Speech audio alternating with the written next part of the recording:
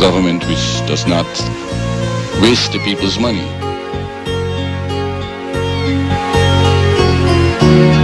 That is essentially necessary for having a lean government. Has this been achieved in the last 18 years? Get to know Guyana's People Partnership. Plan for a better today. Together we will.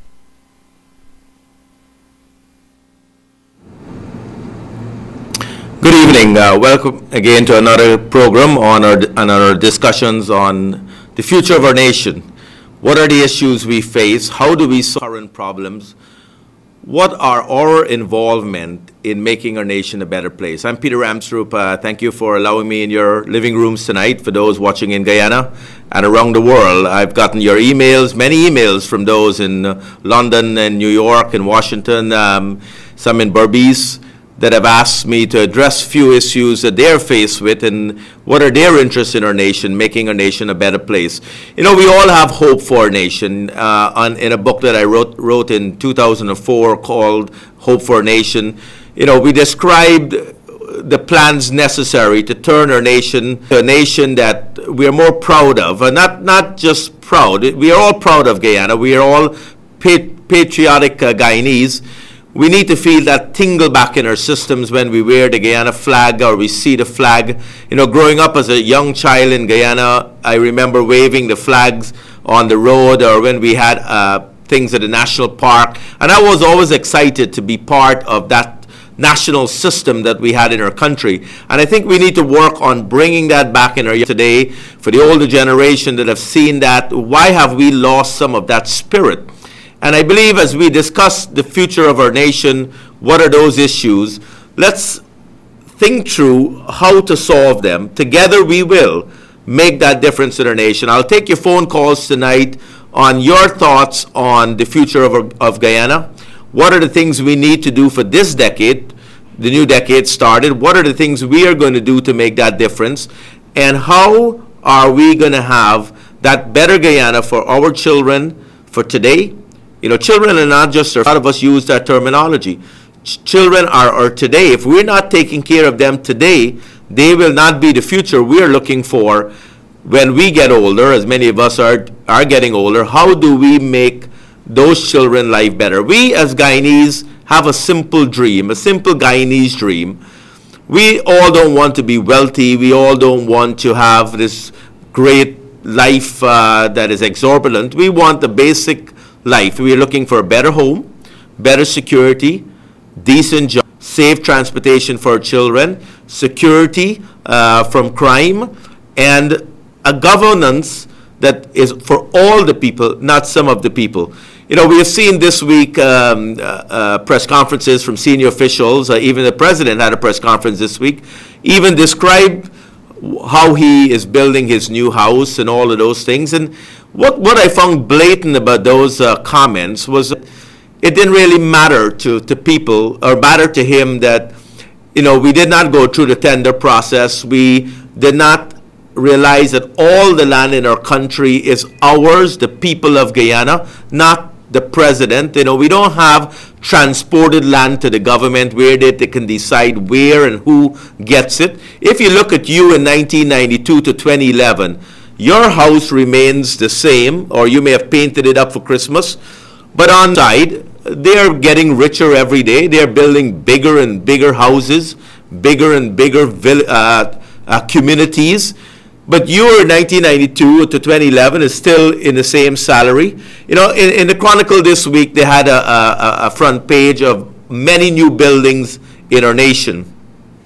And when I saw all those buildings on the front page of Chronicle, the title said basically, a better Guyana. Look at the boom in our country. You know, and I looked at those buildings and I walked into the mall in Regent Street and I realized that store worker is still making $28,000, $20,000, $25,000 that they may have made 5 years ago. Beautiful big buildings, I must say. But though the workers have not improved their life. So as we discuss the future of our nation, it's not about buildings, Mr. President. It is not about, you know, what you believe, type of neighbors you want, whether you want your privacy in a big house It's not about that. It's how do we serve our people? How do we have a Guyana for all of us? And that's our discussion tonight. We need to have hope for our nation. We need to put our Guyanese dream in focus. We need to have a sense of duty, pride, nationalism, patriotism. We need to create a culture of excellence for children where we have buildings and schools, but we have teachers equipped to teach them with better classrooms. We are looking for security. We have seen the crime situation up again in our nation. We've got to pay the teachers better, but we have to do a better job in training our security forces to deal with the current threats. We've got to change our defense doctrine. You know, we have Venezuela, for example, that claims 5/8 of our territory.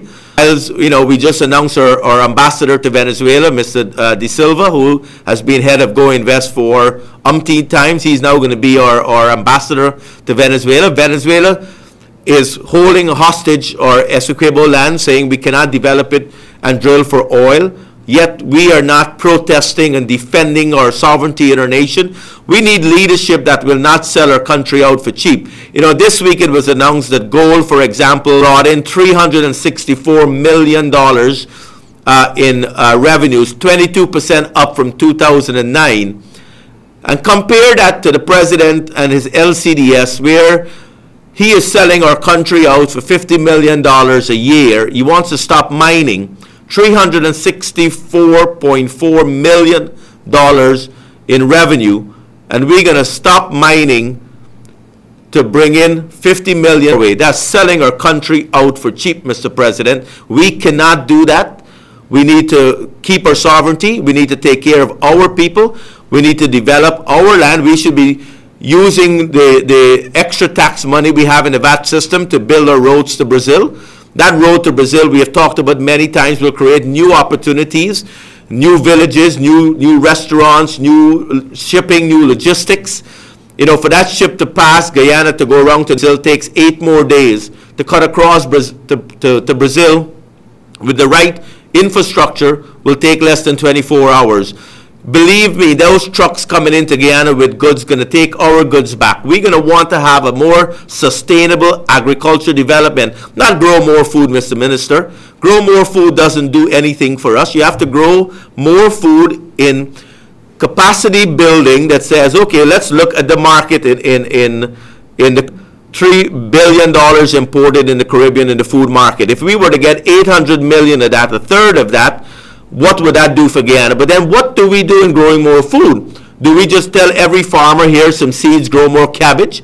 You've got to have Annandale, for example, the entire Annandale growing cabbage. So when the trucks come to pick up the cabbage, it's economies of scale. You've got the export markets. You've got the shipping in place. You've got the market ready to accept those goods. We have packaging plants. We have to create an economic vision that says we're going to produce goods of value to our nation. We have seen the sugar industry, for example, struggling.